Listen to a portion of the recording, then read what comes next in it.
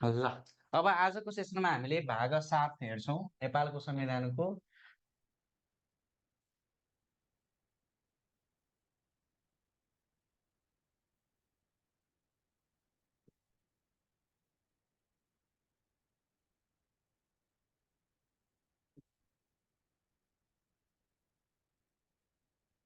ल नेपालको संविधानको भाग 7 मा संघीय कार्यपालिकासँग सम्बन्धित व्यवस्था गरेको छ र त्यो चाहिँ धारा 74 बाट शासकीय स्वरूप अन्तर्गतबाट यो सेसन चाहिँ मैले सुरु गरेँ। नेपालको संविधानको भाग 7 मा संघीय कार्यपालिकासँग सम्बन्धित व्यवस्था रहेछ। अब तपाईँलाई नेपालको संविधानको कुन भागमा संघीय कार्यपालिकासँग सम्बन्धित व्यवस्था गरेको छ भनेर सोध्यो भने भाग 7 र नेपालको शासकीय स्वरूप बहुदलमा आधारित छ। तपाईँलाई थाहा छ बहुदलमा आधारित संघीय लोकतान्त्रिक गणतन्त्रात्मक संसदीय शासन प्रणाली रहनेछ। देख्नुहोस् त नेपालमा नेपालमा बहुदलमा आधारित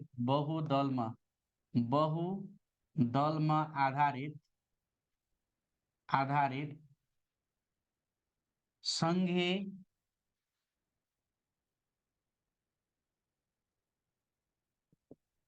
लोकतान्त्रिक गणतन्त्रात्मक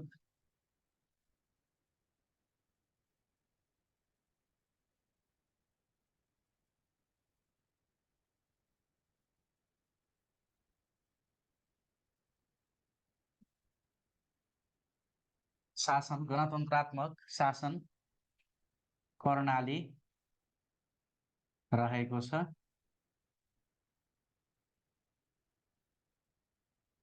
धारा 74 भनेर ब्राकेटमा लेख्नुहोस्।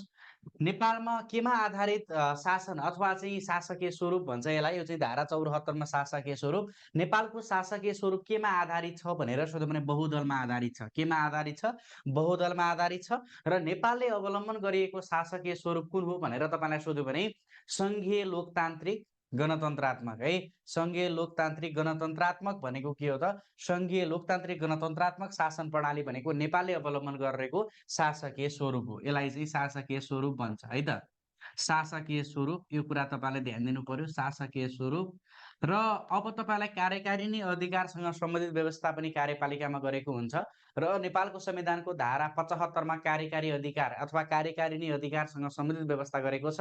र अब यो कार्यकारिणी अधिकार धारा 75 अन्तर्गत धारा 75 मा के भनेको छ त? कार्यकारिणी अधिकार भनेको छ। कार्यकारिणी अधिकार नेपालको संविधानको धारा 75 मा के भनेको छ? कार्यकारिणी अधिकार भनेको छ। यो कार्यकारिणी अधिकारमा अब तपाईँले के पढ्ने त? कार्यकारिणी अधिकार है। कार्यकारिणी अधिकार, कार्यकारिणी अधिकार अन्तर्गत तपाईँले ध्यान दिनुपर्ने कुराहरू चाहिँ के छ भने नेपालको कार्यकारिणी अधिकार, कार्यकारिणी अधिकार, कार्यकारिणी अधिकार मन्त्री परिषदमा निहित छ है।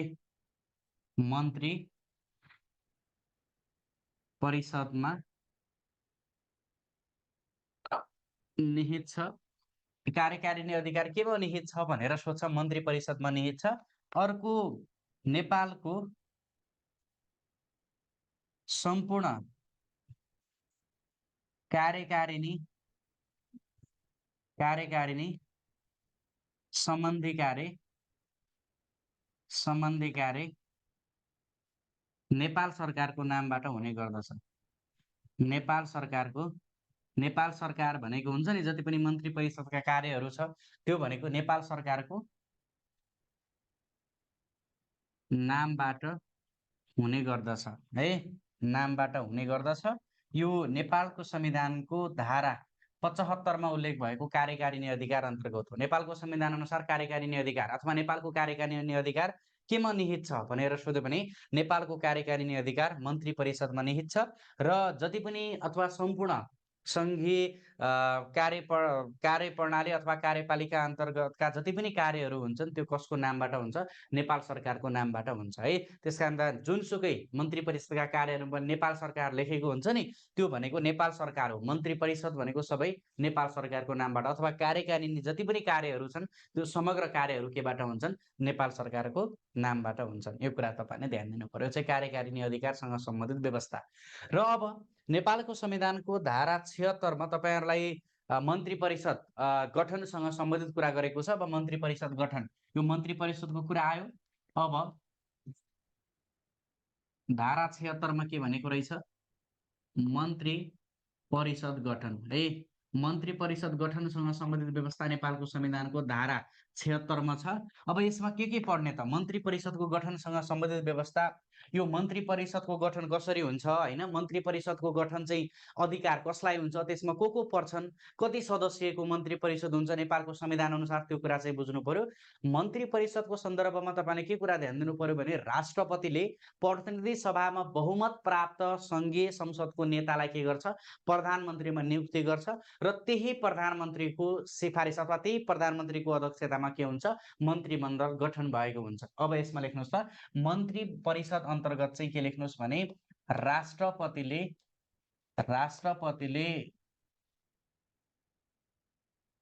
संघीय संसदको बहुमत प्राप्त संसदीय दलको नेतालाई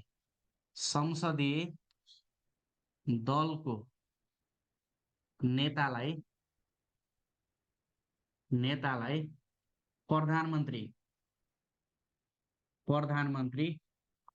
नियुक्ति गर्छ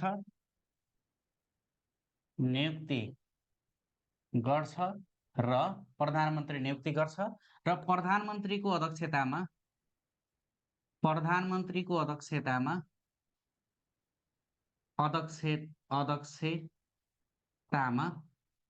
बढीमा प्रधानमन्त्री सहित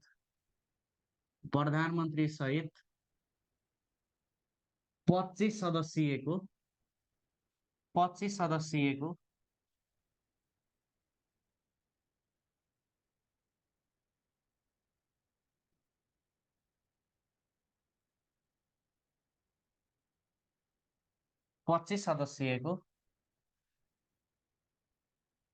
मन्त्री परिषद गठन हुन्छ। ल हेर्नुस्, प्रधानमन्त्रीको नियुक्ति चाहिँ राष्ट्रपतिले एउटा संघीय संसद अथवा चाहिँ संसदको चाहिँ बहुमत प्राप्त नेतालाई, संसदीय दलको नेतालाई नियुक्ति गर्छ। कसले? राष्ट्रपतिले। अथवा प्रधानमन्त्रीको नियुक्ति कसले गर्दो रहेछ? राष्ट्रपतिले गर्दो रहेछ। र त्यही प्रधानमन्त्रीको अध्यक्षतामा के हुन्छ? मन्त्री परिषद गठन हुन्छ। मन्त्री परिषदको अध्यक्ष को हुँदो रहेछ? प्रधानमन्त्री हुँदो रहेछ। र नेपालको संविधान अनुसार बढीमा कतिजना मन्त्री परिषद भनेकै मन्त्रीहरूको समूह हो। कतिजना? 25 जना। बढीमा 25 जना भन्छ। नेपालको संविधान अनुसार मन्त्री परिषदमा बढी कति सदस्य हुने व्यवस्था छ भनेर सोध्छ है। कति सदस्य? 25 सदस्यको मन्त्री परिषद गठन हुन्छ। यो कुरा तपाईले विशेष तरिकाले ध्यान दिनुपर्छ। अब तपाईहरुलाई यसमा दुईवटा कुराहरू, एउटा चाहिँ मन्त्री परिषदको गठनसँग सम्बन्धित एउटा चाहिँ 25 सदस्य भन्ने भयो। अर्को अब हेर्नुस् कसरी चाहिँ प्रधानमन्त्री यो चाहिँ नियुक्ति हुन्छ भन्ने सन्दर्भमा प्रधानमन्त्रीको नियुक्ति तीनवटा तरिकाबाट हुने गर्छ है। पहिलो तरिका भनेको स्पष्ट बहुमत। म तपाईलाई यसमा चाहिँ भने एउटा भनेको स्पष्ट बहुमत है। स्पष्ट बहुमत भनेको पहिलो तरिका हो। पहिलो तरिका स्पष्ट बहुमत। अर्को भनेको चाहिँ दुई वा दुईभन्दा बढी दलको सहमत। अर्को भनेको कुनै पनि सदस्यले विश्वासको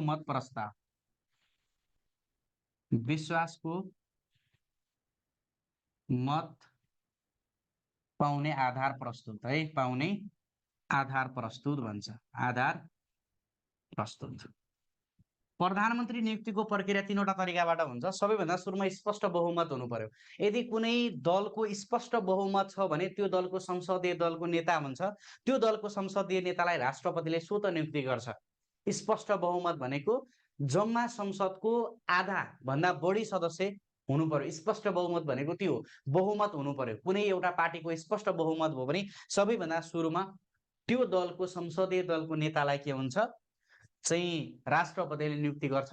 यदि कुनै पनि दलको स्पष्ट बहुमत देखिएन भने दुई वा दुईभन्दा बढी दलको सहमत भएर एउटा दलको संसदीय दलको नेतालाई के गरेका हुन्छन्, समर्थन गरेका हुन्छन्। अहिलेको सरकार भनेको यही छ। कुनै पनि पार्टीको स्पष्ट बहुमत छैन र स्पष्ट बहुमत नभइसकेपछि दुई वा दुईभन्दा बढी दलहरू के हुनु पर्यो, मिल्नु पर्यो है। अनि दुई वा दुईभन्दा बढी दलहरू मिलिसकेपछि एउटा दलको के हुन्छ, स्पष्ट बहुमत आउँछ अथवा एउटा अनि स्पष्ट बहुमत देखिन्छ अनि बल्ल के हुन्छ, त्यहाँ चाहिँ प्रधानमन्त्री हुन्छ। यदि यो तरिकाबाट पनि भएन भने कुनै पनि सदस्यले म विश्वासको मत दिन सक्छु भन्ने आधार प्रस्तुत गर्न सक्यो भने त्यो आधार प्रस्तुत गरेका आधारमा राष्ट्रपतिले के गर्छ, नियुक्ति गर्छ।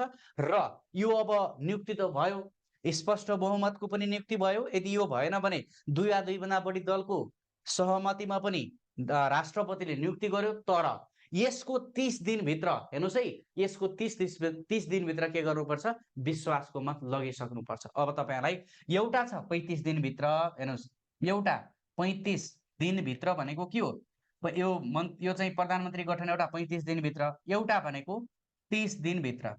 यो 35 दिनभित्र भनेको प्रधानमन्त्रीको प्रक्रिया सकाउनु पर्ने, निर्वाचनको परिणाम आएको है, निर्वाचनको अन्तिम परिणाम आएको 35 दिनभित्र भन्छ। निर्वाचनको अन्तिम परिणामको, हेर्नुहोस् है, अन्तिम परिणामको 35 दिनभित्र प्रधानमन्त्री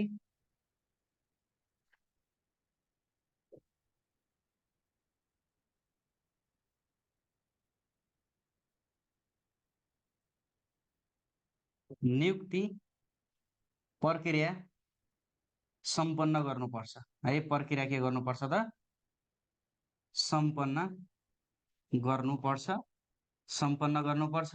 अर्को भनेको 30 दिनभित्र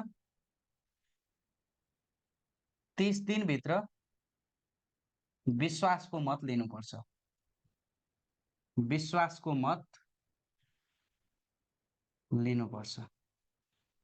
ल हेर्नुहोस्, प्रधानमन्त्रीले नियुक्ति भएको कति दिनभित्र विश्वासको मत लिनुपर्छ भनेर सोध्यो भने 30 दिनभित्र विश्वासको मत लिनुपर्छ र निर्वाचनको अन्तिम परिणाम आएको 35 दिनभित्र के गर्नुपर्छ, प्रधानमन्त्रीको नियुक्ति प्रक्रिया के गर्नुपर्ने हुन्छ, सम्पन्न गर्नुपर्ने प्रावधान छ। एउटा 30 दिनभित्र भनेको विश्वासको मत, 35 दिनभित्र चाहिँ प्रधानमन्त्रीको नियुक्ति प्रक्रिया सम्पन्न गर्नु पर्यो है।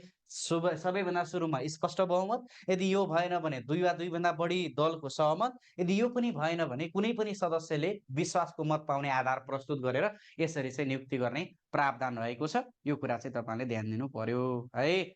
यो भनेको चाहिँ मन्त्री परिषद गठनसँग सम्बन्धित व्यवस्था भयो।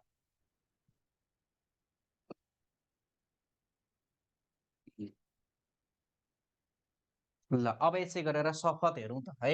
शपथ, शपथ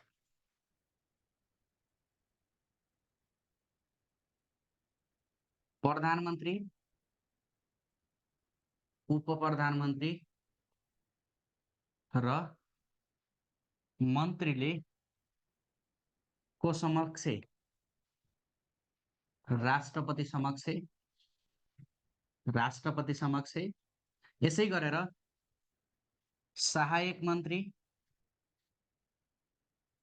सहायक मन्त्री र राज्य मन्त्रीले, सहायक मन्त्री र राज्य मन्त्रीले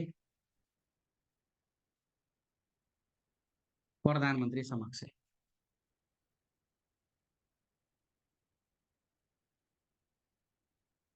हेर्नुहोस्, पद तथा गोपनीयताको शपथ भनेको प्रधानमन्त्री, उपप्रधानमन्त्री र मन्त्रीले राष्ट्रपति समक्ष पद तथा गोपनीयताको शपथ लिन्छन् भने सहायक मन्त्री र राज्य मन्त्रीले को समक्ष लिन्छन् त? प्रधानमन्त्री समक्ष पद तथा गोपनीयताको शपथ दिन्छन्। तपाईँलाई प्रधानमन्त्री, उपप्रधानमन्त्री र मन्त्रीले सोध्यो भने चाहिँ राष्ट्रपति समक्ष।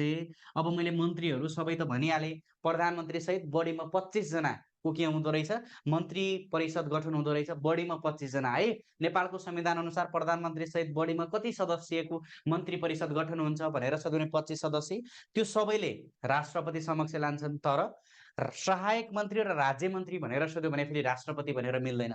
सहायक मन्त्री र राज्य मन्त्रीले को समक्ष पद तथा गोपनीयताको शपथ लान्छन् भनेर सोध्यो भने प्रधानमन्त्री समक्ष पद तथा गोपनीयताको शपथ दिने प्रावधान रहेको छ। यही हो सङ्घीय कार्यपालिका भनेको। अब तपाईँलाई सङ्घीय कार्यपालिकाबाट प्रश्न सोध्यो भने यहीँबाट घुमाएर सोध्छ है। ल अब यसै गरेर भाग 8 सङ्घीय व्यवस्थापिका हेर। ल भाग 8 सङ्घीय व्यवस्थापिका।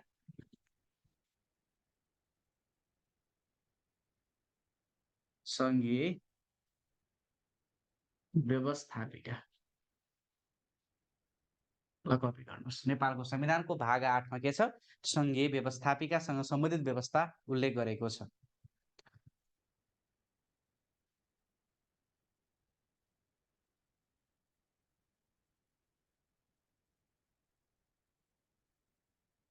ढिलो जोइन गरेका साथीले भिडियोबाट कभर गर्ने है, फेरि सबै रिपिट गर्न सकिँदैन। भिडियोबाट कभर गर्नु होला ढिलो जोइन गरेका साथीहरूले। एकपटक मैले यसको भने, यो चाहिँ शपथ भयो, हामीले धेरै पढेका छैनौँ, 2-3 वटा। यो चाहिँ सङ्घीय कार्यपालिका 3 वटा स्लाइड मात्रै हामीले हेरेका छौँ। यो चाहिँ तपाईँहरूले ढिलो जोइन गरेका साथीले भिडियोबाट कभर गर्ने है त। ल यसै गरेर अब के भयो त? सङ्घीय व्यवस्थापिका शपथको मात्र। शपथको मात्र त त्यही हो। शपथको मात्र भनेको चाहिँ प्रधानमन्त्री र उपप्रधानमन्त्री अथवा मन्त्रीले को समक्ष, राष्ट्रपति समक्ष शपथ दिनुपर्छ। सहायक मन्त्री र राज्य मन्त्रीले को समक्ष शपथ दिन्छन् भनेर सोध्यो भने चाहिँ प्रधानमन्त्री समक्ष। राज्य मन्त्री र सहायक मन्त्री भनेको चाहिँ प्रधानमन्त्री, प्रधानमन्त्री, उपप्रधानमन्त्री र मन्त्रीले राष्ट्रपति समक्ष। यो कुरा चाहिँ बुझ्नु पर्यो। के भन्नुभयो सर? देखिँदैन किन भन्नु? देखिरहेछ, किन नदेखिनु? स्क्रिन राम्रोसँग नदेखेको हो र? के छ, अरू साथीहरूको पनि त्यही हो, तपाईँहरूको इन्टरनेटको समस्या होला है। इन्टरनेटको समस्या होला, यहाँ मजाले देखिरहेछ। अरू साथीहरूको पनि समस्या त्यही हो? ठिक छ सर, डाटा स्क्रिनको समस्या होला। ल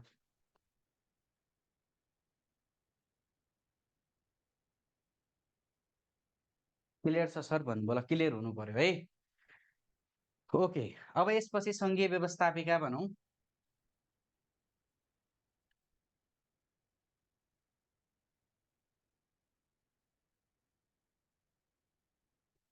लेख्नुहोस् त। नेपालमा प्रतिनिधि सभा र राष्ट्रिय सभा, प्रतिनिधि सभा र राष्ट्रिय सभा गरेर सभाको 2 सदन सहित एक सङ्घीय व्यवस्थापिका रहेको छ। एक सङ्घीय व्यवस्थापिका रहेको छ। सङ्घीय व्यवस्थापिका रहेको छ जसलाई संसद भनिन्छ। संसद भनेकै व्यवस्थापिका हो है। संसद भनेको के हो त? व्यवस्थापिका हो। र नेपालको सङ्घीय व्यवस्थापिका कति सदनको छ भनेर सोध्यो भने एउटा प्रतिनिधि सभा र राष्ट्रिय सभा। प्रतिनिधि सभा र राष्ट्रिय सभा गरेर 2 सदनको। कति सदनको? 2 सदनको। र नेपालको सङ्घीय व्यवस्थापिका कति छ भनेर सोध्यो भने चाहिँ 1 सङ्घीय व्यवस्थापिका छ है। सङ्घीय व्यवस्थापिका भनेको संसद है। हामी के भन्छौँ? संसद भनेकै सङ्घीय व्यवस्थापिका हो, अथवा व्यवस्थापिका भनेकै संसद भनेर बुझ्दा हुन्छ। 2 सदन, प्रतिनिधि सभा, यसलाई लेख्दा पनि हुन्छ। प्रतिनिधि सभा भनेको यो भनेको तल्लो सभा हो साथीहरू है। प्रतिनिधि सभालाई तल्लो सभा भनिन्छ र राष्ट्रिय सभालाई माथिल्लो सभा भनिन्छ। कतै लेख्दा हुन्छ। माथिल्लो सभा भनेको चाहिँ राष्ट्रिय सभा हो र तल्लो सभा भनेको प्रतिनिधि सभा। 2 सदनात्मक सहितको अथवा 2 सदन सहितको 1 सङ्घीय व्यवस्थापिका रहेको छ। र यो नेपालको संविधानको यो चाहिँ सङ्घीय व्यवस्थापिका अन्तर्गतको भाग 8 सङ्घीय व्यवस्थापिका र धारा 83 मा यो कुरा उल्लेख गरेको छ है। कहाँ भनेको छ यो कुरा? धारा 83 ल भाग चाहिँ 8 धारा 83 मा उल्लेख गरेको छ। अब सङ्घीय व्यवस्थापिका मैले तपाईँलाई एउटा एकदमै फिगरबाट बुझाउँछु, बुझाउने प्रयास गर्नेछु। त्यो बुझ्नुभयो भने तपाईँलाई अरू बुझ्न सजिलो हुन्छ। राम्रोसँग बुझ्नु होला है त। ल जम्मा संसद सङ्घीय व्यवस्थापिका जम्मा संसदहरू ल कति हुन्छन् होला? ल भन्नुहोस्। जम्मा संसद नेपालमा सङ्घीय व्यवस्थापिका अथवा सङ्घीय व्यवस्थापिका जम्मा सदस्य अथवा जम्मा संसद कति छन्? सङ्घीय व्यवस्थापिका भनेर सोध्यो भने के भन्नुहुन्छ? ल भन्नुहोस् कति सदस्य छन् त? जम्मा संसद भनेको 334 छन् है अहिले। 334 जना यो भनेको सङ्घीय संसद हुन्। सङ्घीय संसद सदस्य, सङ्घीय संसद सदस्य नेपालमा हाल सङ्घीय संसद सदस्य कतिवटा छन् भनेर सोध्यो भने 334 वटा रहेका छन्। र 334 वटा सदस्य मध्ये मैले दुईवटा तरिकाबाट भने, दुईटा सदन। एउटा भनेको प्रतिनिधि सभा, हेर्नुहोस् है, एउटा भनेको के रहेछ? प्रतिनिधि सभा रहेछ। अर्को भनेको के रहेछ? राष्ट्रिय सभा रहेछ। राष्ट्रिय सभा। त्यो प्रतिनिधि सभा र राष्ट्रिय सभा गरेर दुई सदनका जम्मा सङ्घीय संसद सदस्य हेर्ने हो भने कति रहेछन्? 334 जना रहेछन्। अब यो 334 मा प्रतिनिधि सभाबाट दुईवटा छ है। प्रतिनिधि सभाबाट एउटा प्रत्यक्ष निर्वाचित भन्ने छ, प्रत्यक्ष निर्वाचित, प्रत्यक्ष निर्वाचित। अर्को भनेको समानुपातिक तर्फ भन्ने हुन्छ, समानुपातिक है। एउटा प्रत्यक्ष निर्वाचित, अर्को भनेको समानुपातिक। र राष्ट्रिय सभाबाट पनि दुईवटा, एउटा भनेको प्रदेश र एउटा भनेको चाहिँ प्रदेशबाट, अर्को भनेको चाहिँ राष्ट्रपतिबाट। हेर्नुहोस्, राष्ट्रपतिबाट।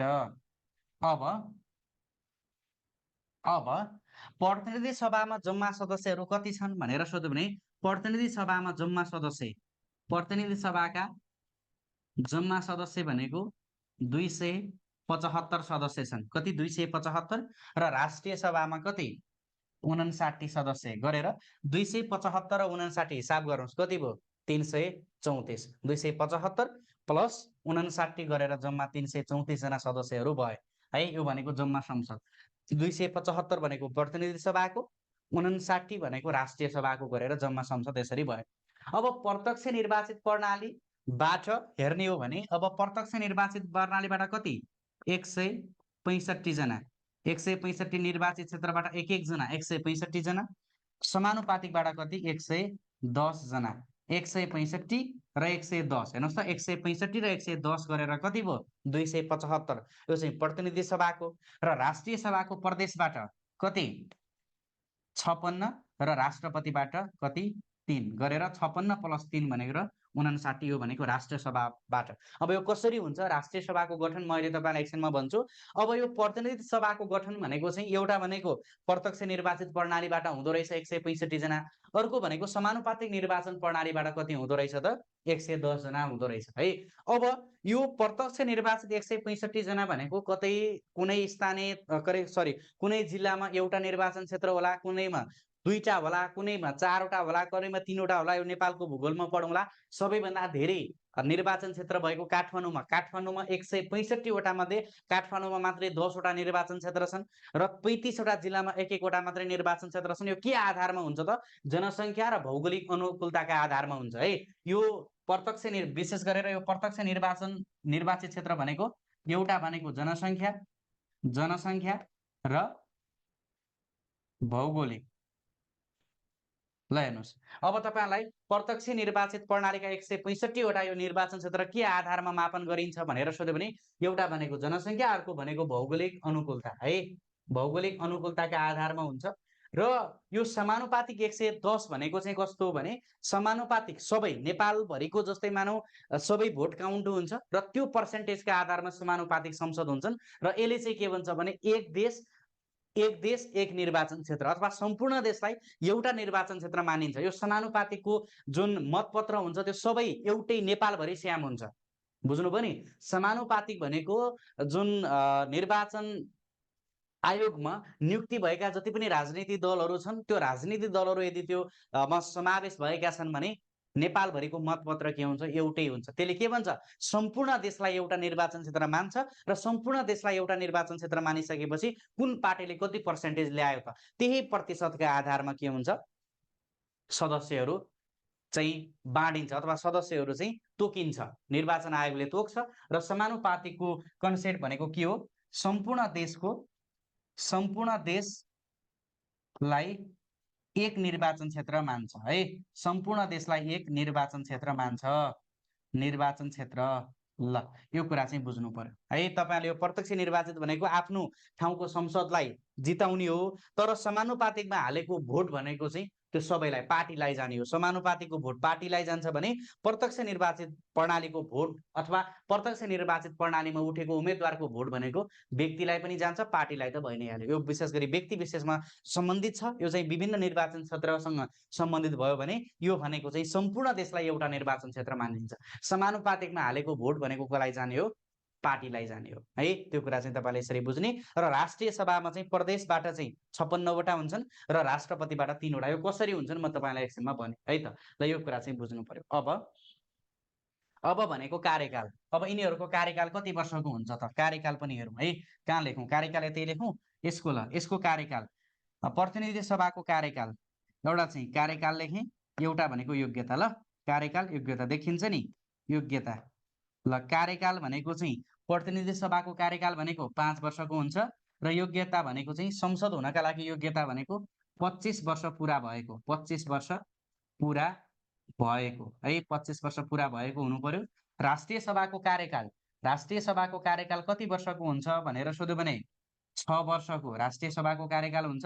र योग्यता भनेको चाहिँ योग्यता भनेको 35 वर्ष उमेर पुरा भएको, 35 वर्ष उमेर पुरा। ल, सदस्यका लागि योग्यता है। यो योग्यता भनेको सदस्यका लागि। ल, योग्यता भनेको सदस्यका लागि योग्यता। प्रतिनिधि सभाको कार्यकाल कति वर्षको हुन्छ भनेर सोध्यो भने 5 वर्षको हुन्छ हैन, यदि विघटन भएन भने। र राष्ट्रिय सभाको कार्यकाल कति वर्षको हुन्छ भनेर सोध्यो भने 6 वर्षको हुन्छ। योग्यता प्रतिनिधि सभाको योग्यता कति वर्षको हुन्छ? 25 वर्ष पुरा भएको हुनु पर्यो, अथवा प्रतिनिधि सभामा संसद उठ्नका लागि 25 वर्ष पुरा भएको हुनु पर्यो भने राष्ट्रिय सभाको चाहिँ सदस्यका लागि योग्यता भनेको कति हो त? 35 वर्ष उमेर पुरा भएको हो। यो कुरा पनि तपाईँले ध्यान दिनु पर्यो है। योग्यता 35 वर्ष राष्ट्रिय सभाका लागि, प्रतिनिधि सभाका लागि 25 वर्ष, सदस्यका लागि योग्यता भनेर लेख्नु होला है। ल,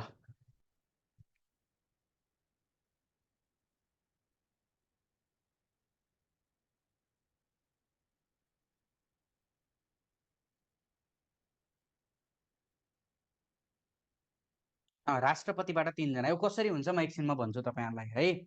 यो भनेको चाहिँ सङ्घीय व्यवस्थापिका अन्तर्गतको कुरा हो, एकदमै महत्त्वपूर्ण छ यो चाहिँ है। ल,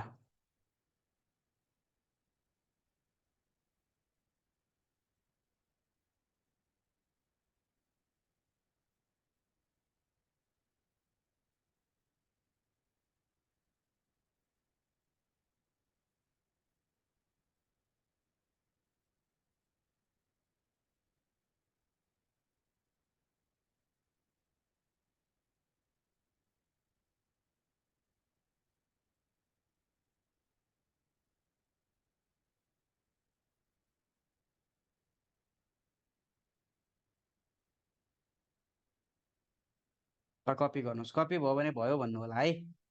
कपी भयो सर भन्नुहोस्।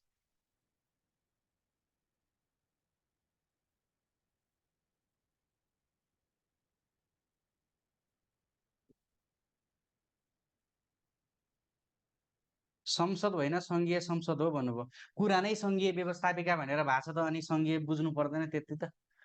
कुरा नै माथि यहाँ सङ्घीय भनेर भएको त, अनि मैले यहाँ प्रदेश भनौँ त अब यो यति त कन्सेप्ट लगाउनुहोस् है साथीहरू। ल, ओके। अब यसपछि तपाईँहरूलाई राष्ट्रिय सभाको गठन कसरी हुन्छ यो कुरा चाहिँ बुझ्नु पर्यो। राष्ट्रिय सभाको गठन, ल, धारा 86 मा तपाईँलाई के भनेको छ भने राष्ट्रिय सभाको गठन भनेको छ, धारा 86 मा राष्ट्रिय सभाको गठन, राष्ट्रिय सभाको गठन।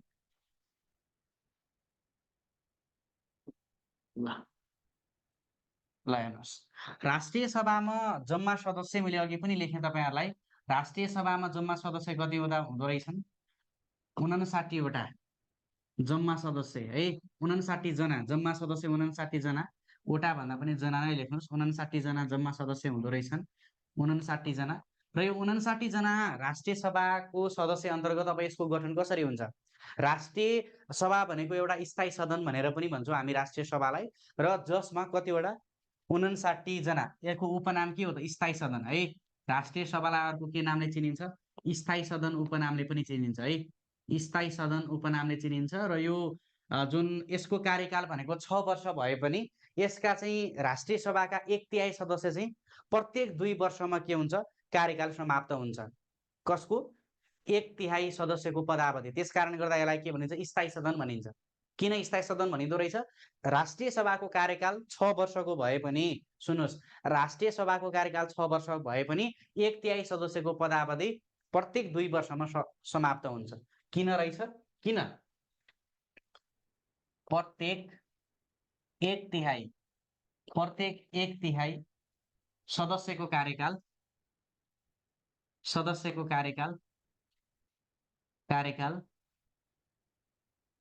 2 वर्षमा समाप्त हुने भएकाले हेर्नुहोस् है, समाप्त हुने भएकाले यसको प्रावधान चाहिँ कस्तो हुन्छ भने, जस्तै साथीहरु यसको प्रावधान चाहिँ कस्तो हुन्छ भने, कार्यकाल भनेको 6 वर्ष नै हुन्छ, तर प्रत्येक 2 वर्षमा 1/3 सदस्यहरू परिवर्तन हुन्छन् क्या। अर्को 1/3 सदस्य आउँछन्, फेरि 2 वर्षमा सकिन्छ, फेरि त्यसरी नै त्यो चाहिँ बनाएको हुन्छ। प्रत्येक वर्षमा के हुन्छ त? 1/3 2 वर्षमा 1/3 सदस्यहरू परिवर्तन हुँदै जान्छन्। त्यसकारणले गर्दा यसलाई के भनिन्छ? स्थायी सदन भनिन्छ। कारण चाहिँ त्यही हो है। र यसको कार्यकाल भनेको त 6 वर्ष नै हुन्छ, त्यसमा कन्फ्युज मान्न भयो। अब हेर्नुहोस्, जम्मा सदस्य भनेको 59 जना भनियो। अब यो कसरी हुन्छ त है? अब हेर्नुहोस्, अब जसमा भनेर लेख्नुहोस्, जसमा प्रत्येक प्रदेशबाट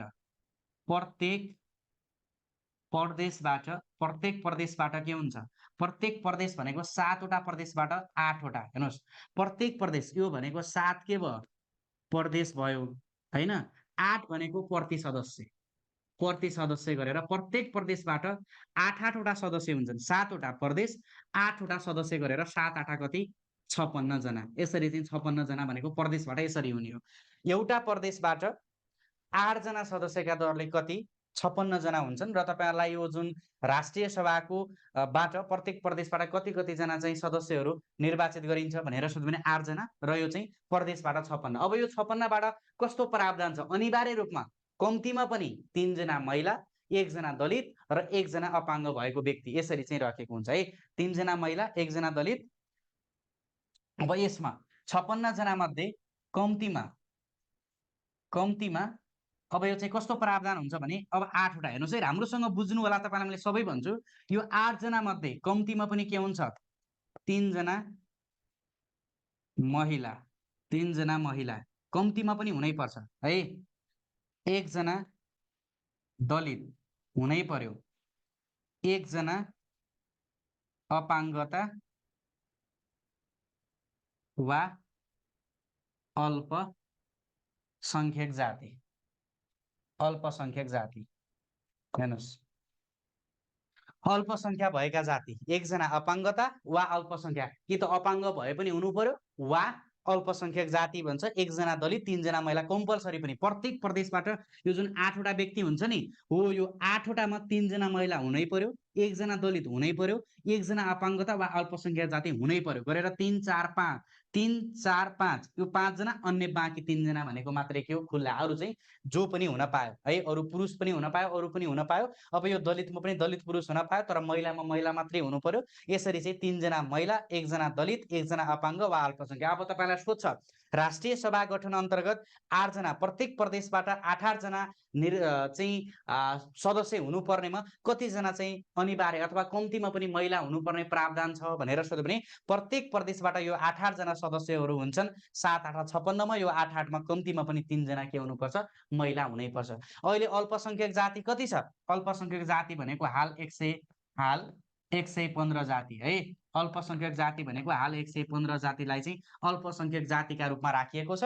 यो 115 जाति वा अपाङ्गता हुनु पर्यो कम्तीमा पनि। र अर्को 56 र राष्ट्रपतिबाट मनोनित, राष्ट्रपतिको अधिकार हो। राष्ट्रपतिबाट मनोनित कति जना?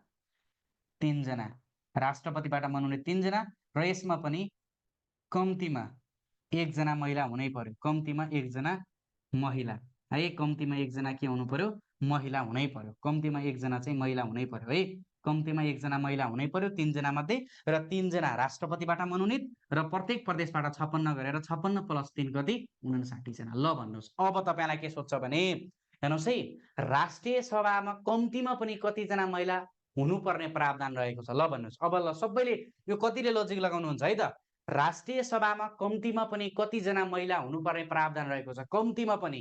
ल भन्नुहोस् अब बढीमा त जति पनि हुन पायो, कम्तीमा पनि कतिजना महिला हुनुपर्ने प्रावधान रहेको छ भनेर सोध्यो भने अब के भन्नुहुन्छ? ल भन्नुहोस्, राष्ट्रिय सभामा जम्मा, जम्मा भनेको राष्ट्रिय सभामा जम्मा योमा हो साथीहरू 59 जनामा, पढायो पाठ 16 दुना 8 भने यही हो, 59 जनामा कतिजना जम्मा?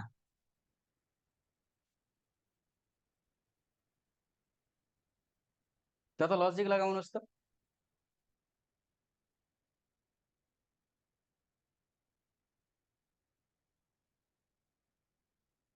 4 जना होइन हो साथीहरू, यो 3 जना महिला भनेको यो 8 जना भने हो के 56बाट भने होइन। ल यो 56बाट 3 जना भने होइन, यो 8 जनाबाट चाहिँ 3 जना भने हो। ल फेरि भन्नुहोस् अब, यो 8 जनाबाट चाहिँ 3 जना भने हो, 56बाट 3 जना भने होइन। ल फेरि भन्नुहोस्, 4 जना भनेका साथीहरूले कतिजना भयो त? हेर्नुहोस् यो भनेको 3 जना भनेको 8 जनाबाट 3 जना भएको 7 3 21, 7वटा प्रदेशबाट कम्तीमा पनि 3 जना महिला हुनै पर्छ भने हो, 7 यहाँ कति भयो? 21 भयो। हेर्नुहोस् 7वटा प्रदेशबाट यो 8वटा हुनुपर्नेमा 3 जना महिला कम्तीमा पनि हुनै पर्यो भनेको 7 21 वटा महिला प्रदेशबाट कम्तीमा पनि भए, र यो राष्ट्रपतिबाट मनोनित 3 जना मध्ये कम्तीमा 1 जना महिला भयो भने 21 + 1 गरेर कति 22 जना महिला कम्तीमा पनि हुनै पर्ने प्रावधान रहेछ। ल हेर्नुहोस् त, यो चाहिँ राष्ट्रिय सभाको 59 जना मध्ये के रहेछ? कम्तीमा कम्तीमा लेख्नुहोस्, कम्तीमा 22 जना महिला। ल 22 जना महिला चाहिँ के हुँदो रहेछ? कम्तीमा पनि हुनु पर्दो रहेछ। त्यहाँ चाहिँ साइडमा लेख्नुहोस् है, यसरी चाहिँ बुझ्ने। क्लियर हुनुभयो? यो कन्सेप्ट क्लियर भयो कि भएन? ल च्याट गरौँ सभा। राष्ट्रिय सभा गठन कसरी हुँदो रहेछ केही नबुझेको छ भने सोध्नुहोस्। राष्ट्रिय सभाको गठन क्लियर अर नट? सबैजना साथीहरू अब क्लियर छ नि?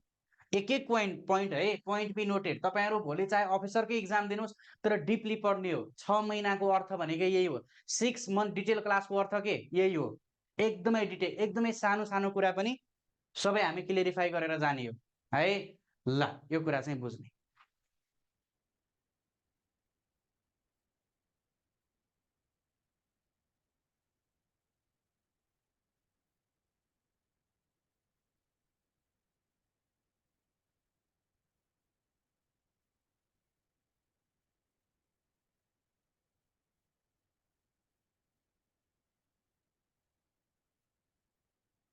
ल यो 8 जना भनेको चाहिँ के अरे प्रतिनिधिहरूले चाहिँ गर्छन्, नियुक्ति गर्छ, के अरे भोट हाल्छन्, त्यो समग्र कुराहरू अब यसमै नेपालको संविधान अनुसार नै भनेको कारण हो, त्यसमा तपाईँले गइराख्न पर्दैन त्यसमा चाहिँ।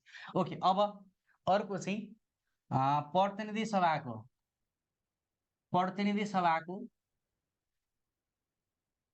सभामुख र उपसभामुखको प्रावधान के छ? सभामुख र सभामुख यसको प्रावधान हेरौँ।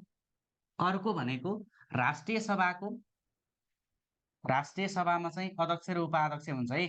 राष्ट्रिय सभाको अध्यक्ष र उपाध्यक्षको प्रावधान के छ? उपाध्यक्ष है। ल हेरौँ, प्रतिनिधि सभाको सभामुख र उपसभामुख र राष्ट्रिय सभाको अध्यक्ष र उपाध्यक्षको प्रावधान के छ त?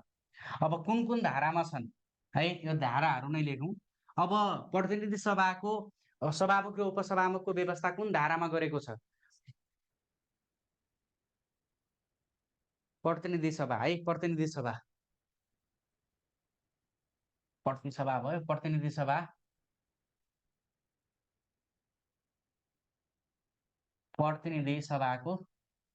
प्रतिनिधि सभाको सभामुख र उपसभामुख र राष्ट्रिय सभाको अध्यक्ष र उपाध्यक्षको व्यवस्था कति कतिमा गरेको छ भनेर सोध्यो भने यो भनेको धारा 91 मा गरेको छ। धारा 91 मा, यो भनेको धारा 92 मा यसको व्यवस्था गरेको छ। र दुवै प्रतिनिधि सभा र प्रतिनिधि सभाको सभामुख र उपसभामुख र राष्ट्रिय सभाको अध्यक्ष र उपाध्यक्ष, यो दुवै भनेको चाहिँ पहिलो बैठक प्रारम्भ भएको 15 दिनभित्र के गर्नुपर्छ, निर्वाचन हुनुपर्ने प्रावधान रहेको छ है। अब यसमा लेख्नुहोस् त, पहिलो बैठक भएको 15 दिनभित्र, पहिलो बैठक भएको 15 दिनभित्र सोध्यो भने यही हो। पहिलो बैठक भएको 15 दिनभित्र निर्वाचित हुनुपर्ने, 15 दिनभित्र निर्वाचित हुनुपर्ने प्रावधान। अब तपाईँलाई सभामुख र उपसभामुख पहिलो बैठक भएको कति दिनभित्र निर्वाचित भइसक्नुपर्छ भनेर सोध्यो भने 15 दिनभित्र निर्वाचित भइसक्नुपर्छ पहिलो बैठक प्रारम्भ भएको। र राष्ट्रिय सभाको अध्यक्ष र उपाध्यक्षमा पनि राष्ट्रिय सभाको है, राष्ट्रिय सभाको पहिलो बैठक भएको, राष्ट्रिय सभाको पहिलो बैठक भएको 15 दिनभित्र, बैठक भएको 15 दिनभित्र, 15 दिनभित्र निर्वाचित भइसक्नुपर्छ है, निर्वाचित भइसक्नुपर्छ। र सभामुख र उपसभामुखको अर्को प्रावधान के छ त, सभामुख र उपसभामुख भनेको फरक फरक लिङ्ग र पार्टीको हुनुपर्छ, पार्टीको हुनुपर्ने र यो पनि फरक लिङ्ग र पार्टीको हुनुपर्छ, फरक लिङ्ग र पार्टीको हुनुपर्ने। ल हेर्नुहोस्, राष्ट्रपतिमा हामीले के भनेका थियौँ, फरक लिङ्ग वा समुदाय भनेका थियौँ, वा थियो। हेर्नुहोस् है, राष्ट्रपतिमा एकचोटि मैले फेरि रिकल गरेँ तपाईँलाई, राष्ट्रपतिको प्रावधान उपराष्ट्रपतिको प्रावधान के थियो, फरक लिङ्ग वा समुदाय।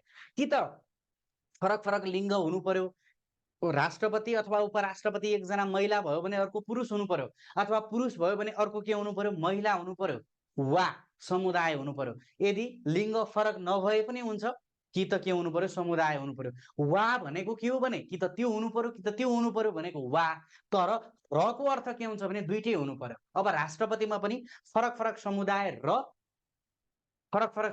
र लिङ्ग भनेको हुन्थ्यो भने समुदाय पनि फरक हुनु पर्थ्यो र लिङ्ग पनि फरक हुनु पर्थ्यो। तर वा भनेकै कारणले गर्दा कि त समुदाय फरक भए पनि भयो, कि त लिङ्ग फरक पनि भयो, राष्ट्रपतिमा पार्टी भन्ने हुँदैन। अब सभामुख र उपसभामुख चाहिँ फरक लिङ्ग पनि हुनु पर्यो, सभामुख पुरुष भयो भने उपसभामुख महिला हुनु पर्यो र पार्टी पनि फरक हुनु पर्यो। अहिले पनि के छ, त्यही प्रावधान छ। जस्तै भनौँ एउटै पार्टीको सभामुख र उपसभामुख हुन पाउँदैन है। अब अहिले चाहिँ सभामुख भनेको चाहिँ एमालेको छ, उपसभामुख भनेको के छ त, हाम्रो स्वतन्त्र पार्टीको छ उपसभामुख, इन्दिरा राणा होइन। इन्दिरा राणा भनेको चाहिँ स्वतन्त्र पार्टीको हो र सभामुख भनेको चाहिँ देवराज कसको हो त, एमालेको हो। त्यस कारण फरक पार्टी पनि भयो र फरक लिङ्ग पनि भयो। यो चाहिँ कुनमा रहेछ, धारा 91 मा उपसभामुख र सभामुखको व्यवस्था अन्तर्गत रहेछ।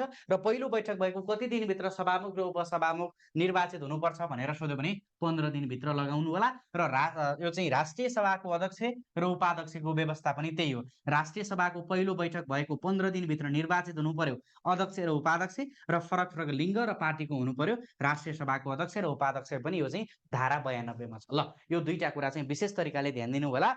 अब तपाईहरूलाई चाहिँ अधिवेशन आह्वान, विश्वासको मत अविश्वासको मत र महाअभियोग यो पढौँ, अरू कुराहरू भोलि हेरौँला है।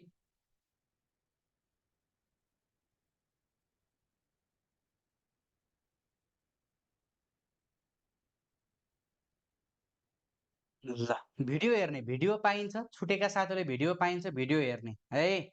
ल, अब यसै गरेर बैठक आह्वान हेरौँ त। बैठक आह्वान भनेको दुवै सदनको भन्छ, अधिवेशन आह्वान यो भनेको बैठक आह्वान, अधिवेशन आह्वान है।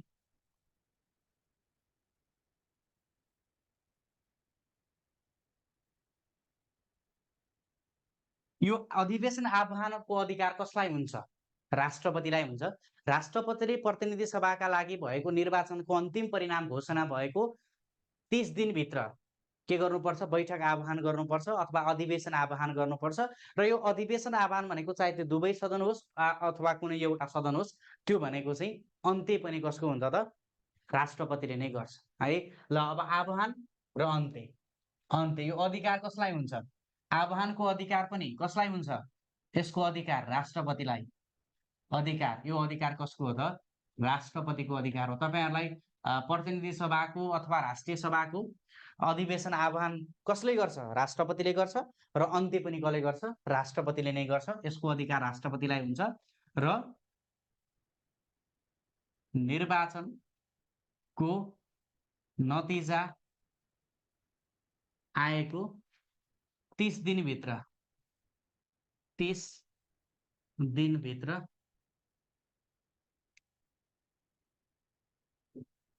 सदनको बैठक आह्वान गर्नुपर्छ। बैठक आह्वान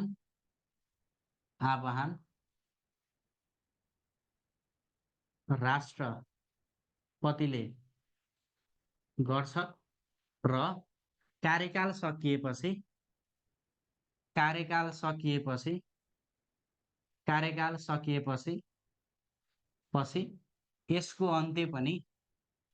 यसको अन्त्यको घोषणा पनि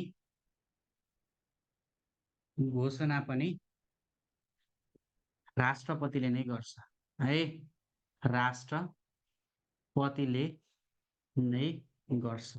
ल है, अधिवेशन आह्वान भनेको बैठक आह्वान भनेर बुझ्नुस्। यो नेपालको संविधानको धारा 93 मा उल्लेख गरिएको छ है त। ल धारा 93। ल यसपछि आजको सेसनमा अन्तिममा विश्वासको मत र अविश्वासको मत र महाअभियोग योबाट पनि तपाईलाई सोधेको छ। महाअभियोगबाट के पढ्ने र विश्वासको मत र अविश्वासको मतबाट के पढ्ने। ल हेर्नुस्, अब हेर्नुस्, अब आजको सेसनको अन्तिममा विश्वासको मत र अविश्वासको मत, विश्वासको मत र अविश्वासको मत। अर्को भनेको महाअभियोग।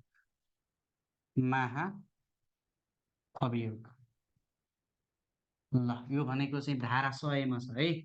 धारा 100 मा विश्वासको मत र अविश्वासको मत र महाअभियोग भनेको धारा कतिमा? 101 मा। महाअभियोगसँग सम्बन्धित व्यवस्था कुन धारामा उल्लेख गरिएको छ भनेर सोधिदिन सक्छ। यो कुरा चाहिँ तपाईले ध्यान दिनु होला। अब भन्नुस्, यो विश्वासको मत र अविश्वासको मत भनेको प्रधानमन्त्रीलाई दिने हो। प्रधानमन्त्रीले आफूले चाहेको बखत अथवा चाहिँ आफूलाई आवश्यक परेको बेला विश्वासको मत लिने प्रावधान छ। कस्तो कस्तो अवस्थामा विश्वासको मत लिनुपर्छ म तपाईलाई त्यो भन्छु। र अविश्वासको मत सन्दर्भमा यदि चाहिँ संसदहरूले यदि जुनसुकै अवस्थामा पनि प्रधानमन्त्रीलाई अविश्वास गर्ने आधार भयो भने 1/4 सदस्य भन्छ। 1/4 सदस्यले चाहिँ अविश्वासको मत के हुन्छ? प्रस्ताव अथवा पेश गर्न सक्छ। र महाअभियोगको सन्दर्भमा के छ भने गम्भीर उल्लङ्घन गर्यो। कसले गम्भीर उल्लङ्घन गर्यो? यदि चाहिँ संविधान अनुसार कानुनको गम्भीर उल्लङ्घन गर्यो भने प्रतिनिधि सभाको तत्काल कायम रहेको 1/4 सदस्यले के गर्छ? महाअभियोग लाग्छ। कलाई ठुला ठुला पदहरूलाई महाअभियोग लाग्छ। धेरै पटक एक्जाममा देखाएका मध्ये कुन पदलाई महाअभियोगको प्रावधान छैन अथवा महाअभियोग लाग्दैन अथवा देखाएका मध्ये कुन पदलाई महाअभियोग लाग्छ भनेर सोधेको छ। त्यो कुराहरू ध्यान दिने। अब यसमा त्यही पढ्ने हो। विश्वासको मत पाउने आधार के? अविश्वासको मत के? के अरे महाअभियोग कोलाई लाग्छ? यही कुरा चाहिँ बुझ्नु पर्यो। र अब यसमा लेख्नुस् त, सुरुमा विश्वासको मत र अविश्वासको मत अन्तर्गत विश्वासको मत प्रधानमन्त्रीले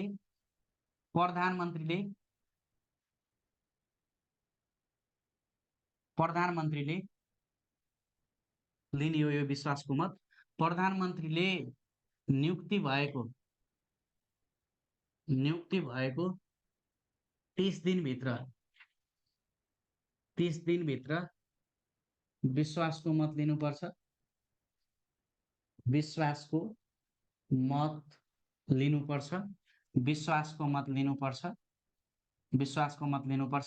र यो विश्वासको मत लिने आधार भनेको के हो त? आधार 3वटा आधारमा चाहिँ विश्वासको मत दिनु पर्यो। 1 सुरुमा नियुक्ति हुँदा है, सुरुमा नियुक्ति हुँदा विश्वासको मत लिनुपर्छ। नियुक्ति हुँदा जस्तै मानौं प्रधानमन्त्री पुष्पकमल दाहाल प्रचण्ड पहिलो पटक 2079 पुस 10 गते नियुक्ति हुनुभयो। यो वर्ष पहिलो पटक विश्वासको मत लिनुभयो। अहिलेसम्म 5औं पटक विश्वासको मत लिइसक्नु भएको छ। 5औं पटक है, 5औं कि चौथो पटक विश्वासको मत लिइसक्नु भएको छ। र सुरुमा एकपटक नियुक्ति हुँदा अर्को 2 भनेको चाहिँ समर्थन गरेको दल सरकारबाट बाहिरिँदा, सरकारबाट बाहिरिँदा पनि विश्वासको मत लिनुपर्छ। बाहिरिँदा। अर्को भनेको चाहिँ दल टुक्रिदा है, टुक्रिदा अहिले दल चाहिँ टुक्रियो भने पनि विश्वासको मत दिनुपर्छ, अथवा विभाजन हुँदा भन्छ, टुक्रिदा अथवा विभाजन हुँदा। ल यो तीनवटा तरिकाबाट चाहिँ विभाजन हुँदा विश्वासको मत लिनुपर्छ साथीहरू। सुरुमा नियुक्ति हुँदा यदि समर्थन गरिरहेको दल सरकारबाट बाहिरियो, अहिले रासोपा सरकारमा छ, यदि सरकारबाट रासोपा बाहिरिन बित्तिकै फेरि प्रधानमन्त्रीले विश्वासको मत लिनुपर्छ। अर्को भनेको दल विभाजन हुँदा, अब मानौ सरकारले समर्थन गरिरहेको, अहिले एमाले माओवादीलाई समर्थन गरेर माओवादी संसदीय दलका नेता प्रधानमन्त्री प्रचण्ड हुनुहुन्छ, यदि अब एमाले पार्टी फेरि विभाजन भयो भने के हुनुपर्छ, फेरि विश्वासको मत लिनुपर्छ है। यसरी चाहिँ तीनवटा आधार, सुरुमा नियुक्ति हुँदा एकपटक लिनु पर्यो, र अरू जबसम्म सरकार समर्थन गरेको दल सरकारबाट बाहिरिन्छ अथवा चाहिँ समर्थन गरेको दल परिवर्तन भइरहन्छ, त्यो बेला चाहिँ के गर्नुपर्छ, विश्वासको मत लिनुपर्छ। कसले? प्रधानमन्त्रीले। र दल टुक्रिदा र विभाजन हुँदा पनि विश्वासको मत लिनुपर्छ है। र विश्वासको मतसँग सम्बन्धित कुराहरू यो हो हैन। अब अविश्वासको मत प्रस्ताव के छ त? अविश्वासको मत प्रस्ताव भनेको चाहिँ विशेष गरेर 1/4 सदस्यहरूले अविश्वासको मत लग्छन्, तर अविश्वासको मत प्रावधान के छ भने दुईटा प्रावधान दिएको छ। हेर्नुहोस् है त, अब अविश्वासको मतको प्रावधान के छ त, मैले यसमै लेखेँ।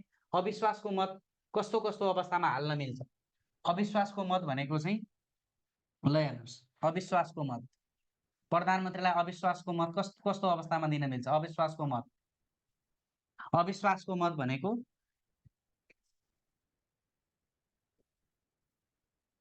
1/4 संसदले है, 1/4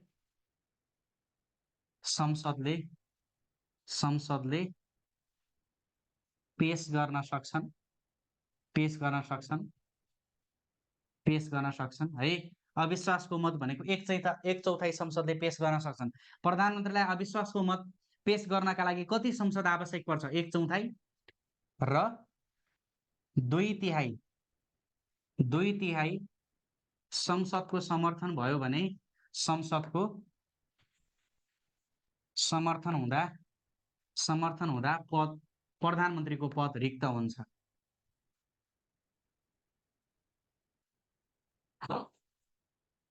पद रिक्त हुन्छ, प्रधानमन्त्रीको पद रिक्त हुन्छ। 2/3 संसदको समर्थन हुँदा प्रधानमन्त्रीको पद रिक्त हुन्छ। अविश्वासको मत यो भयो। र अर्को भनेको चाहिँ प्रधानमन्त्री सुरुमा नियुक्ति भएको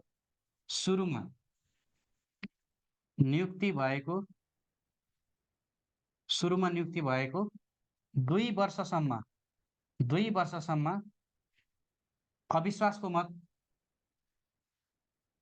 अविश्वासको मत प्रस्ताव गर्न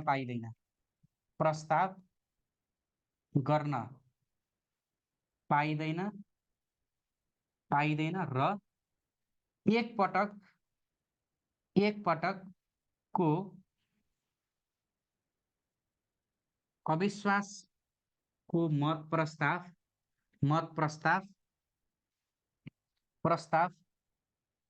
असफल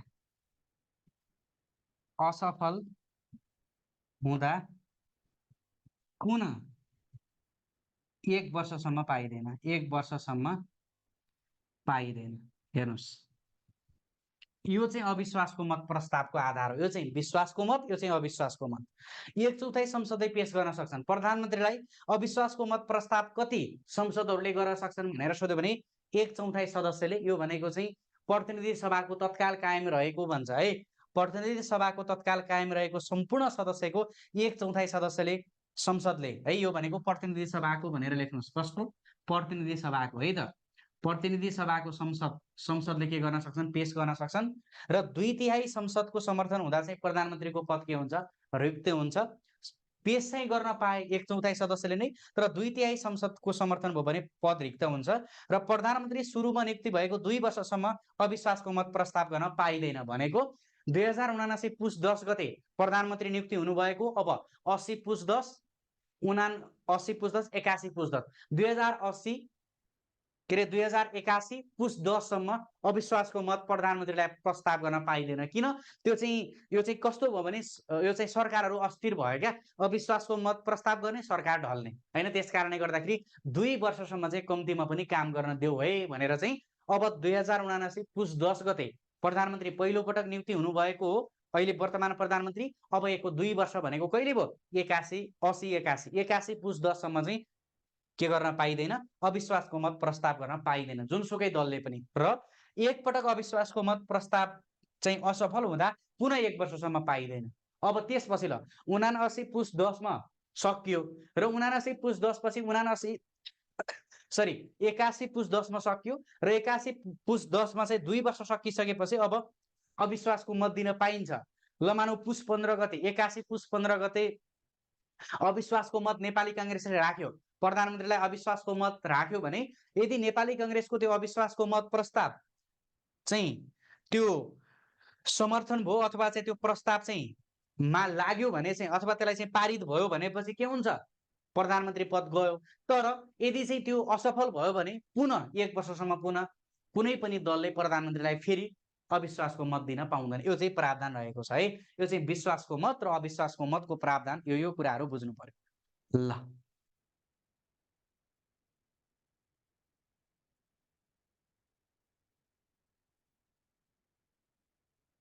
र त्यो सबै न्यायाधीशको हामी पछि पढौँला। हामी अब न्यायपालिकामा आउनै बाँकी छ। हामी बल्ल व्यवस्थापिका पढ्दैछौँ। त्यो न्यायाधीशका कुराहरू न्यायपालिकामा पढ्नुपर्छ, त्यो पढ्छौँ। त्यो अहिले हामी बल्ल व्यवस्थापिका पढ्दैछौँ है, त्यो नआत्तारिने। ल अब यसपछि 11, अब अर्को जाउँ महाअभियोग। महाअभियोग भनेको चाहिँ आजको अन्तिममा महाअभियोग हेरौँ। महाअभियोग भनेको चाहिँ धारा 101 नेपालको संविधानको धारा 101 मा महाअभियोगसँग सम्बन्धित व्यवस्था गरेको छ। महाअभियोग है, महाअभियोग कोलाई लाग्छ अथवा महाअभियोग कुन कुन देखाएका मध्ये कसलाई महाअभियोग लगाउन पाइँदैन भनेर धेरै पटक सोधेको छ। महाअभियोग भनेको मैले तपाईलाई भनिहालेँ, महाअभियोग भनेको ठुला पदमा बसेका अथवा ठुला पदलाई महाअभियोग लाग्ने हो है। ठुला पदलाई महाअभियोग लाग्छ। महाअभियोग त्यति बेला लाग्छ जति बेला चाहिँ कानुनको गम्भीर उल्लङ्घन गर्यो र त्यो कानुनको गम्भीर उल्लङ्घन गरेपछि प्रतिनिधि सभाको सम्पूर्ण सदस्य संख्याको 1/4 सदस्यले राष्ट्रपति वा उपराष्ट्रपति विरुद्ध महाअभियोग दर्ता गर्न सक्छ भनेर नेपालको संविधानको धारा 101 ले उल्लेख गरेको छ। अब यसमा लेख्नुहोस् त, महाअभियोगमा के लेख्नुहोस् भने ठुला पदलाई, ठुला सामान्य अर्थमा ठुला पदमा बसेका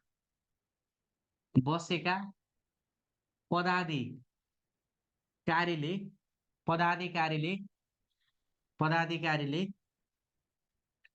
कानुन उल्लङ्घन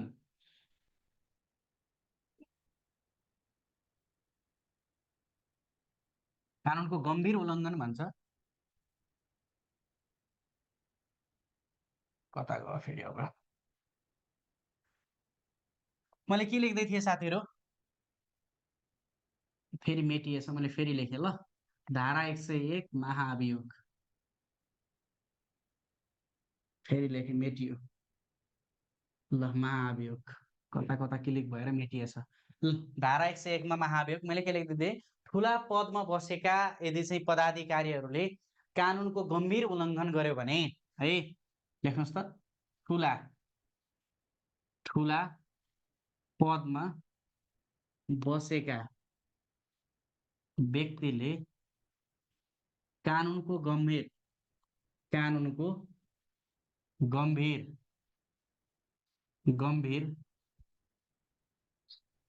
उल्लङ्घन कानुनको गम्भीर उल्लङ्घन गर्दा महाअभियोग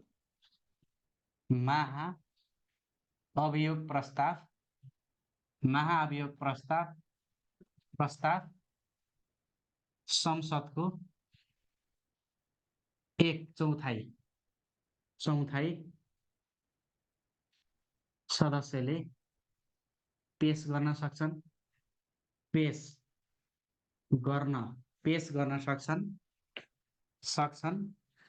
भने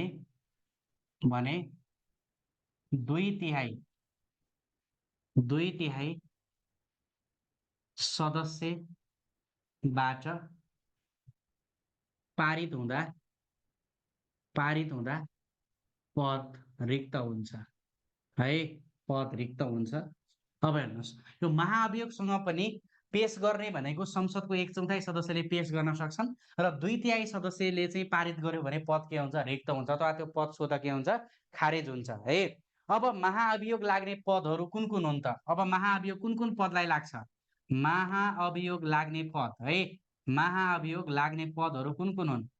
लाग्ने पद। अब तपाईँलाई यो महाअभियोग लाग्ने पदमा चाहिँ देखाएका मध्ये कुन पदलाई महाअभियोग लाग्छ भनेर धेरै पटक एक्जाममा सोधिसकेको छ। त्यसलाई चाहिँ रान्यापस भनेर सम्झिने। के भनेर सम्झिने?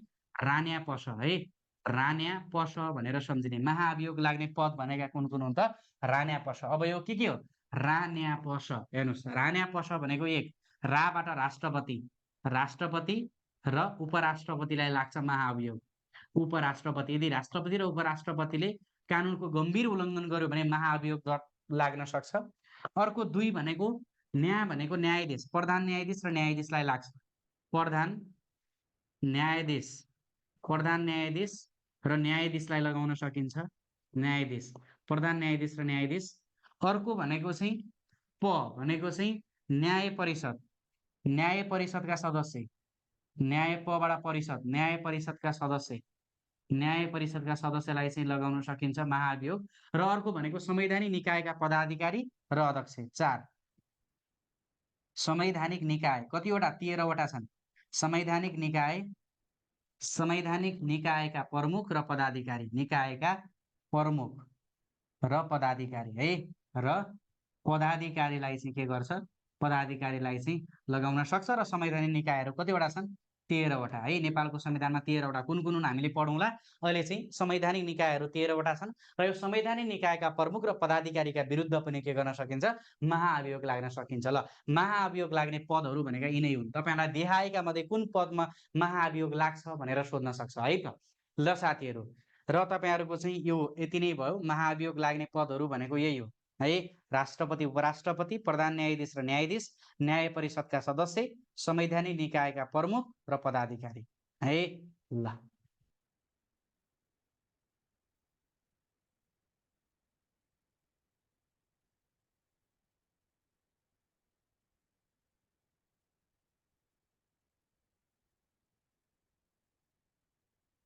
यो कुरा चाहिँ बुझ्नु पर्यो। ठिक छ। ल, अब यसपछि